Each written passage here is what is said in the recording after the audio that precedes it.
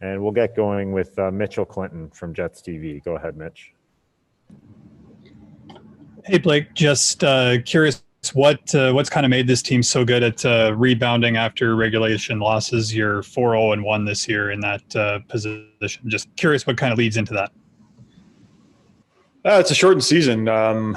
You can't really allow yourself to get in a slide. I think the emphasis on every game is really high. So it's kind of been shown throughout the league. It's tough to get on a run. You're playing a lot of the same teams back to back, and some mini series. So it's tough to get on a run when you're playing the same teams. But you really got to be focused on rebounding. If you have a tough night. And we'll go next to Ken Weeb from Sportsnet. Go ahead, Weber. Afternoon, Blake. How close to your template was Wednesday's game, minus maybe about 21 seconds worth? Yeah, I think we played well. I think we played better probably than we did the game before, and they obviously have some guys on that team that can make you pay. So a little bit of time and space, and they made us pay. And you get off to in a 2-0 hole. It's tough to claw your way back, but as we've shown this year, we've been a really good third period team. Gave ourselves a chance to tie it up late. And we'll go next to Mike McIntyre from the Winnipeg Free Press. Go ahead. Afternoon, Blake. I want to ask you about Mark Scheifele. I think he enters tonight 6th in the NHL in scoring. He's on a pace for a career best defensively, doing lots of little things, of course, in his own end. With an all-Canadian division and so much spotlight, do you think Mark's maybe getting some well-deserved attention this year for his play, and the player that maybe in Winnipeg we take him for granted a little bit, just given what he does year in and year out for this team? I certainly hope so. I don't think our market does a adequate job of promoting our stars sometimes. And, Mark has been towards the top of the league for a number of years. I mean, the things he does day in and day out, it's easy to do, for a stretch or for a year or 2 years. I mean, he's been doing it for a long time now. So he's an elite player. He's been an elite player for a long time. And recognition or not, we certainly appreciate what he does in our locker room. So he doesn't get overlooked by our group. We'll go next to Kelly Moore from CJOB. Go ahead, Kelly. Hey, Blake, after a steady diet of Calgary and Ottawa and now recently Edmonton, where does Vancouver kind of fit into the challenge scheme of things in terms of what they do that you have to be watching out for? And they seem to have found their game in the last little bit here. Yeah, really explosive up front. They have a lot of firepower, a really good power play, so we have to be disciplined. It feels very similar to a lot of the teams we've been playing this year.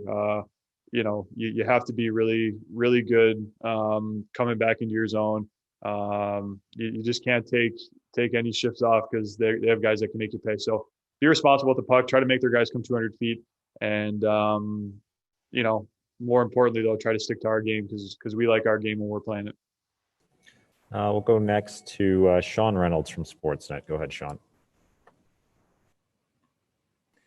Hey, Blake, you'd mentioned it can be hard playing the same teams over and over again, that it's hard to get on a run. What about playing teams over and over makes it hard to get on that run?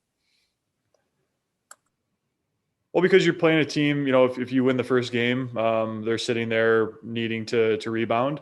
I think all the teams are saying the same things. You don't want to lose 2 in a row. You don't want to lose multiple games in a row. So in a normal schedule, it's a little bit easier to get on a run because you're not playing a team that you just beat.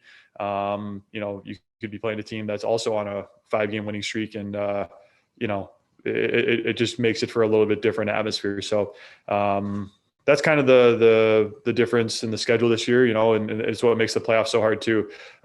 You don't see many teams get swept that often because it's just hard to do it. It's hard to beat a team 3 or 4 times in a row. Just a couple more for Blake. We'll go next to Ken Weeb from Sportsnet. Go ahead, Weaver. Blake, looks like you came out of the 5-day break feeling a little bit better physically and found another gear. I mean, what's that meant for you personally? Yeah, Yeah, you know, you'd be right, Weebs.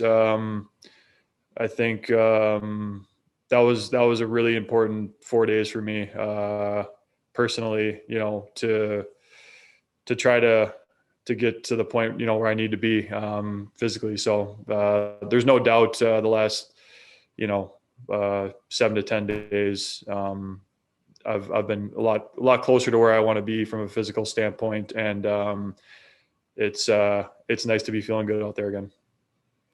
And final question to Kelly Moore from CJOB. Go ahead, Kelly. And just to further that, Blake, you talked about the physical aspect. What about the mental aspect of that as well? Well, yeah, you know, I think it's tough for the guys, but at the same time, you know, that's part of our responsibility this year. You know, we're an outlet for people, for our fan base. So, you know, we take a lot of pride in that. We know that people in Winnipeg, it hasn't been an easy, you know, year now about, and you know, 7 o'clock every night or whatever time it might be, you know, we get to be an escape from that from people. So we take a lot of pride in that, and we get excited about that responsibility, and, you know, trying to be a little bit of a glimmer of hope for you know, for people in Winnipeg. So yeah, the grind is definitely real this year, but it's not going to get any better or easier as we go through this. And the teams that handle it the best are going to be the ones left standing at the end of the year. Thanks very much, Blake.